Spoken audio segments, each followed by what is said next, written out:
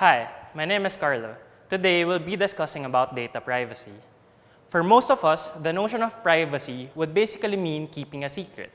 Do you remember those times when you have to hide your secrets from your parents? Or those times wherein you just felt like sharing your secrets to your friends?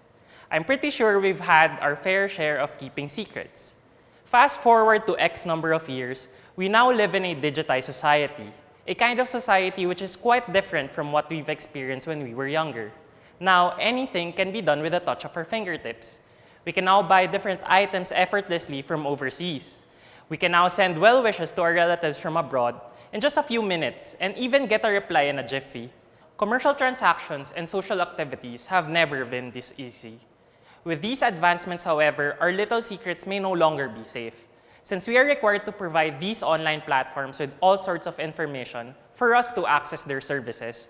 We begin to lose grip on how we can control the flow of our information.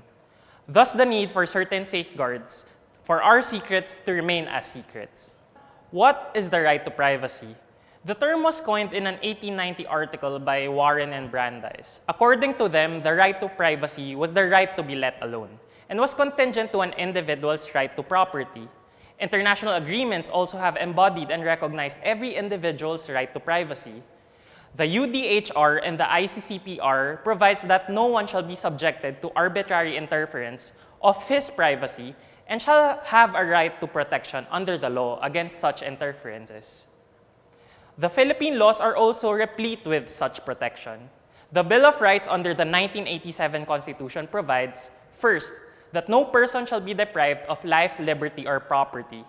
Next, that people have the right to be secure in their persons, houses, papers, and effects. And lastly, that the state also recognizes the privacy of communication and correspondence as inviolable. Types of privacy. There are two main types of privacy. First is informational privacy, which refers to one's interest in avoiding disclosures of personal matters.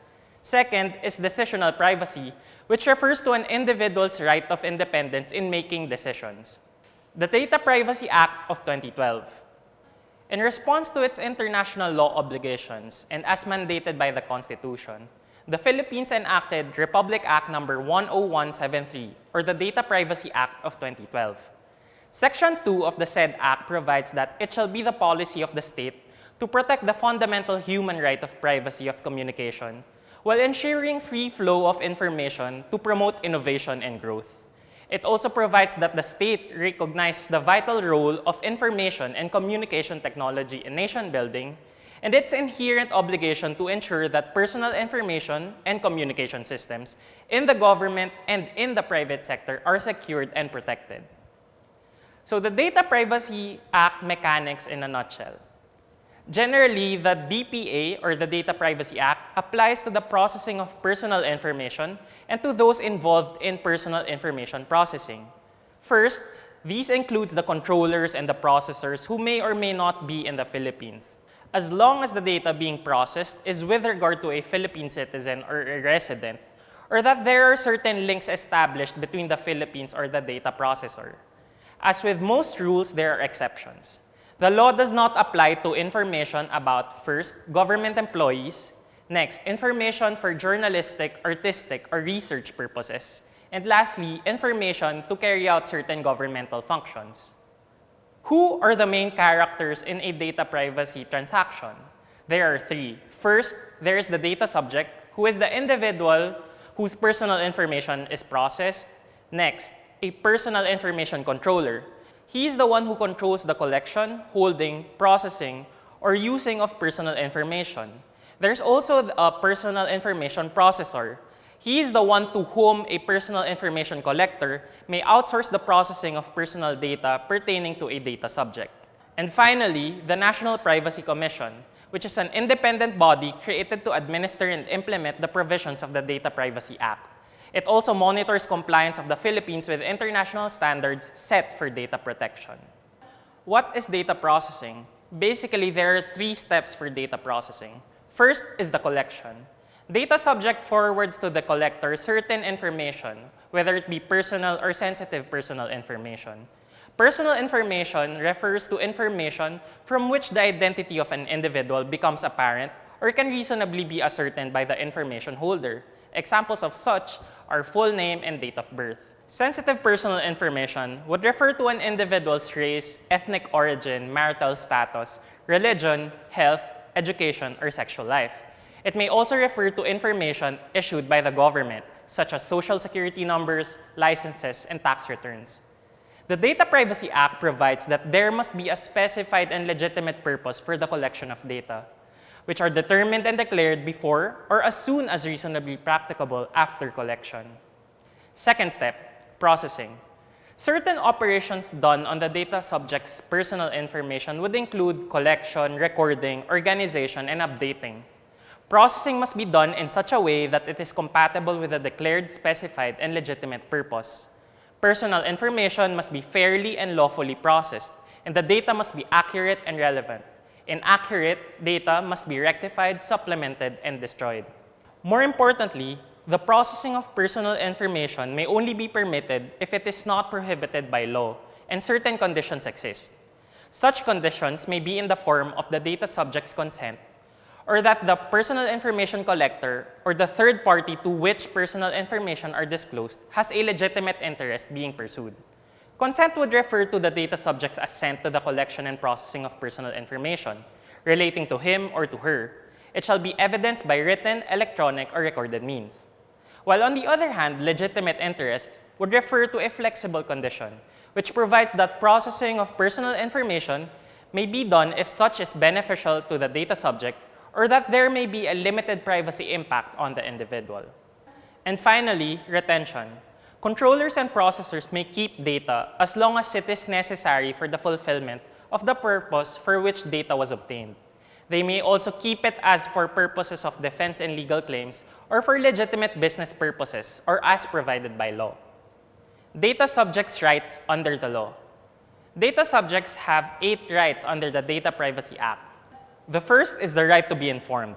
Since personal information is considered as one's right to property, it can never be processed without an individual's explicit consent through duly accomplished consent forms.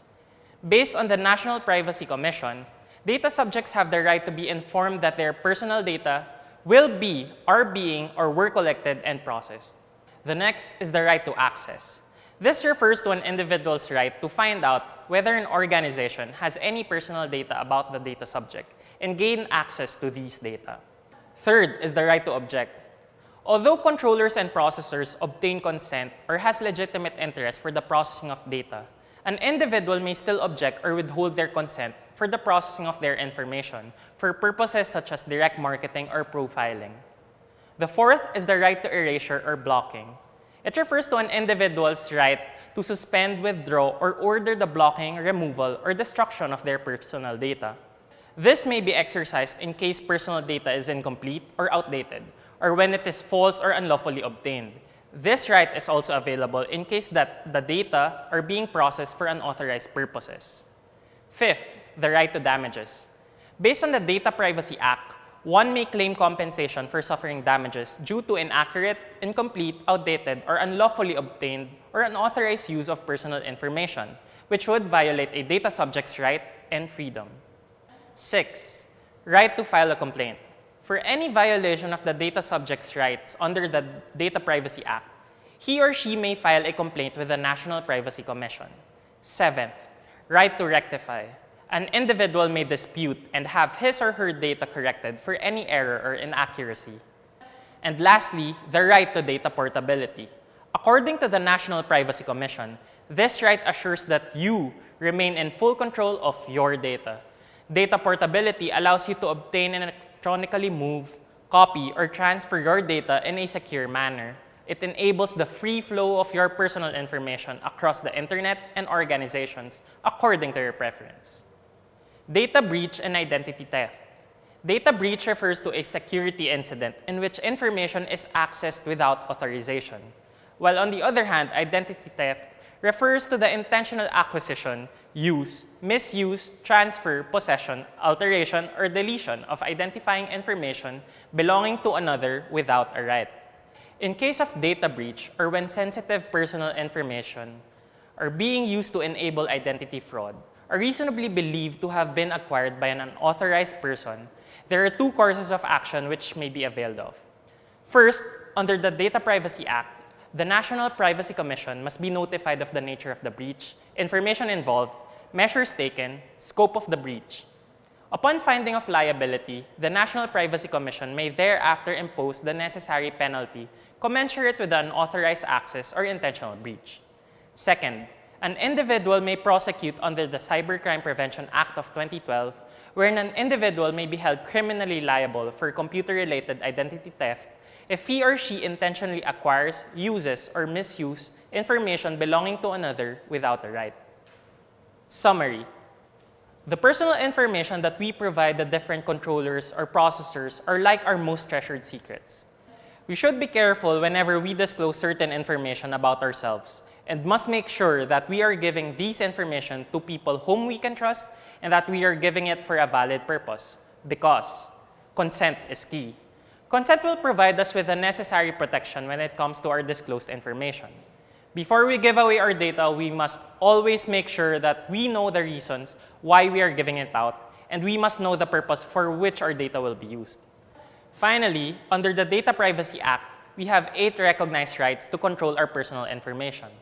Keep in mind that we can always have it corrected. We can always prevent its further disclosure to third parties, and we can also sue for damages. It is incumbent upon us that we familiarize ourselves with these rights so that we can prevent any untoward incident in relation to our personal data. As they would always say, prevention is better than cure.